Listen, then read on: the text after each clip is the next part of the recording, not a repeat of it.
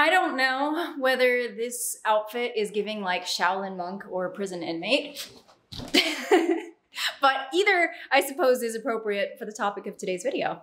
Hello, my name is Kiara, and in today's video, we are going to be pulling on pretty much every major religion, several of the world's major philosophies, and science to make a case for the true meaning of life. And while that might sound like a tall order, buckle up, Ghostwriter, because we're gonna do it in less than 15 minutes. A little bit of context, I am an ordained metaphysical minister with an emphasis on integral theory or integral consciousness. And basically what that means is fancy words for the fact that I focus on the similarities between human beings, between religious systems, between different belief systems, between different ideas. And so I'm aware of differences. I acknowledge them, I honor them. Sometimes I play the angle from them, but a lot of times I am looking for the common thread between you and I as human beings.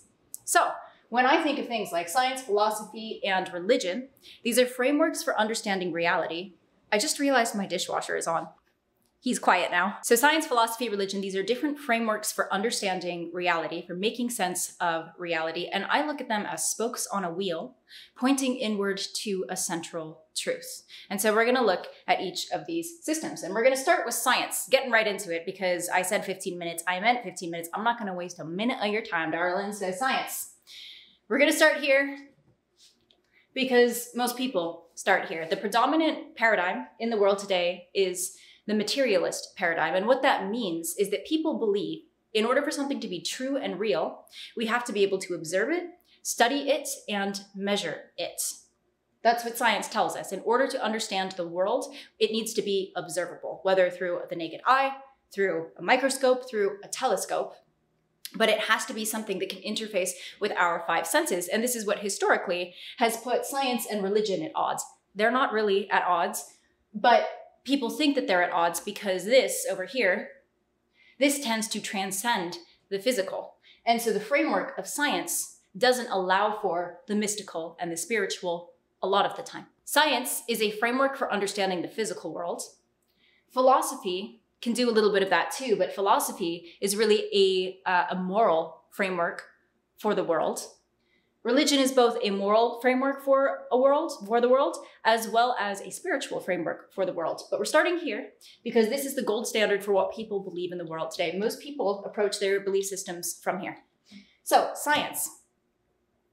The study of the world and all the things in it. The big things, the cosmic bodies, to the little things like atoms and microbes and things you can't see with your naked eye. And what's true of everything in the universe is that if it's not growing, it's dying. The universe is constantly expanding, and all living things have the innate instinct to propagate their genes, right? To expand the gene pool. And so from a scientific lens, we could make a really strong case that the meaning of life is expansion. Where's my markers? Oh, excuse me. I want the pink one. Where's the pink? Ah. Is this it? I'm gonna bring you in closer, but I'm also going to put a link to a download for this visually, or I'll also insert something into the video so it's easier to see.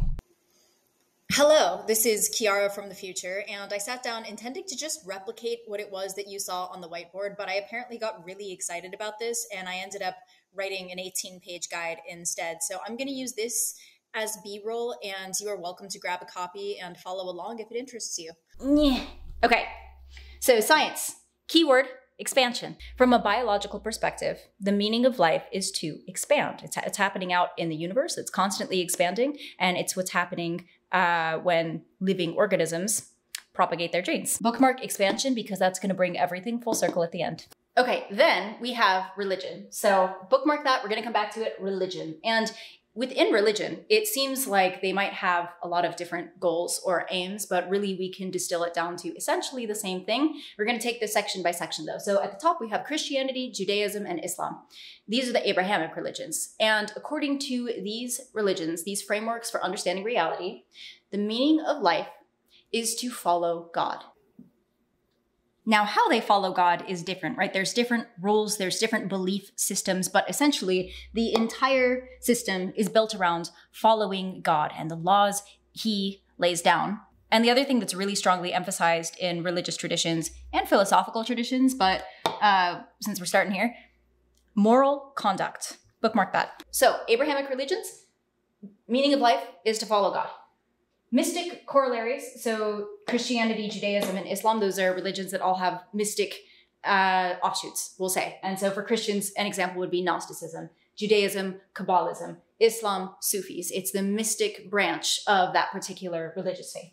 Then we have the Eastern mystic traditions. And the Eastern mystic traditions, Buddhism, Hinduism, Taoism, the meaning of life, according to these religions, is essentially to know God. The objective of these, to know God. And they all get at it a little bit differently, right? But they're all talking about the same thing. So for Buddhism, it's enlightenment, right? It's nirvana, samadhi. For Hinduism, it's moksha. Taoism is being in flow, being in alignment with the divine intelligence that underpins all of life, in this faith called the Tao. Sikhism, merging with the divine.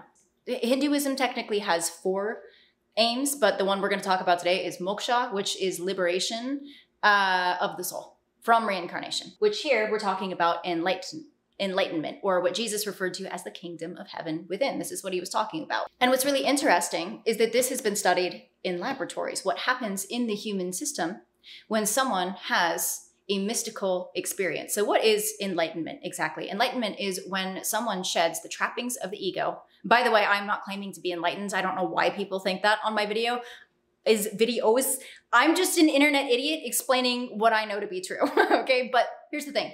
Enlightenment, it can be a state, but it can also be something that we tap into. We can all touch God, and through discipline, through devotional practices, we can all have the experience of transcending the physical self and our soul merging with the divine, right? The absolute, and remembering what we really are, which is this divine spark incarnated in a meat suit. Most people with a little bit of training and a lot of bit of devotion and a lot of bit of discipline can touch that state. Like, we can taste it if we really, really try.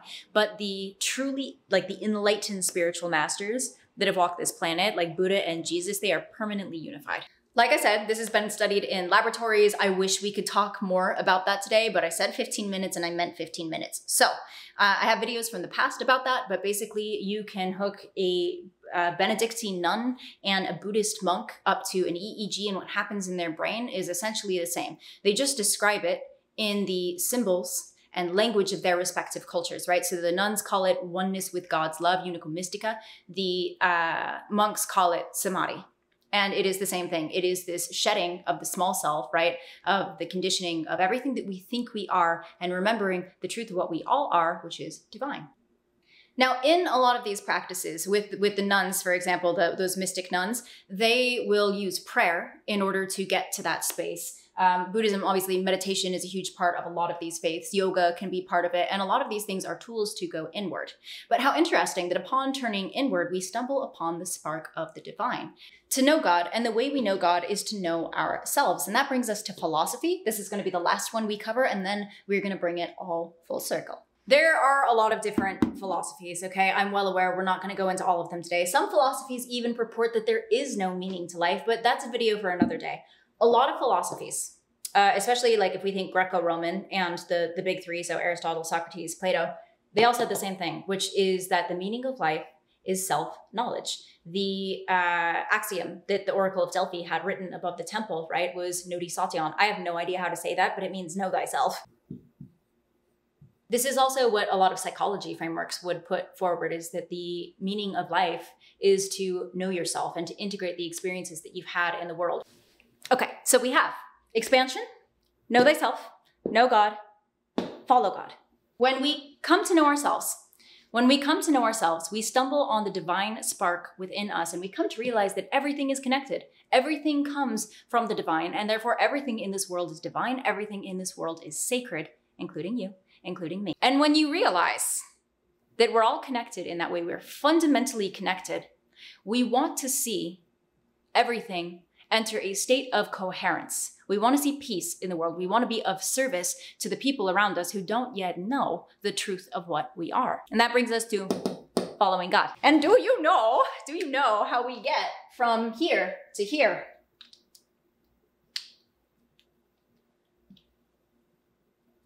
That's dead. Expansion, but not at the biological level, at the level of the soul. The evolution of our spirit, our spiritual self, our consciousness is what takes us from this journey of self-exploration to knowing God, to serving God, to following God. And that is not to say, by the way, that people start here and end up here. That's not it at all. A lot of people who are religious they miss the mystical component of religion, right? Because a lot of those books are not included in canonical scripture. A lot of those teachings are not included in, church teaching. So science tells us the meaning of life is to expand, but science is limited because it can only speak to things in purely physical terms. And we know that human beings are more than a physical self, right? We are multidimensional beings. And I don't even mean that in a woo-woo way. Okay, I'm not even talking about like the spirit. What I mean is, for instance, there is a moral imperative written on the hearts of all humans. And morality is one of those things that you cannot hold it under a microscope. You can't hold it up to a ruler. It's one of those things that is beyond the physical. And so when we talk about this concept of expansion, we need to apply it to more than the physical, right? We take that concept of expanding, of growth, of evolution, and we have to apply it to our psychological and spiritual aspects. So if science is about physical expansion, biological expansion, and philosophy is about mental expansion, and religion is about spiritual expansion, we start to circulate around something. What happens when we expand psychologically and mentally? Well, we're learning. And what happens when we expand spiritually? When someone expands spiritually, they find themselves in service to something bigger than themselves. Universally, that is the case. Those are the key words: learning and service. So we could make the case that the meaning of life is to learn, to grow, and to serve. This is a kind of expansion, right? So it's in alignment with science. It addresses the aspect of moral compass, right? Which is aligning ourselves with truth with a capital T, with God. And it's also learning about ourselves, which brings us into these deeper mystical understandings. So this we can all support with the frameworks on here. I have a bit of an additional philosophy that I'm going to throw up here. Also, I find it kind of funny that we're talking about like these big questions and it has like my kindergarten hand scratch up here. But my addition would be to play and to expand in our capacity to give and receive love. And this is derived not from these teachings necessarily, not from these frameworks, but from my understanding of the nature of God, which is a different 15 minutes. But to summarize, the meaning of life is to learn, to grow, to serve. That was the super high level 15-minute version. And I just wanted to see how it lands with people before I attempt to introduce like a 2-hour version of it. And I'm super curious.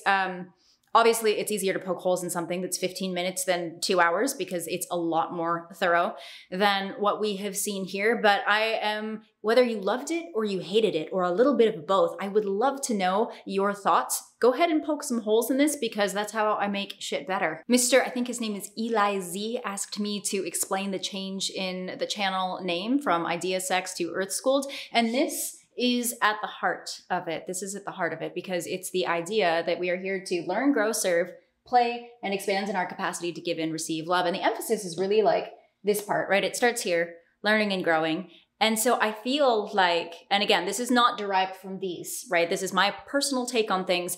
I feel like Earth is a school and we come here to learn things at the soul level. And whether we incarnate once or we reincarnate hundreds of times, thousands of times, I don't know. But I think that at the end of the day, the function is the same, which is we are here to evolve, to expand. And this is nothing more and nothing less than a big old classroom. Thank you so much for joining me today. I would love to have idea sex with you in the comments. Tell me what you think and stay freaking blessed.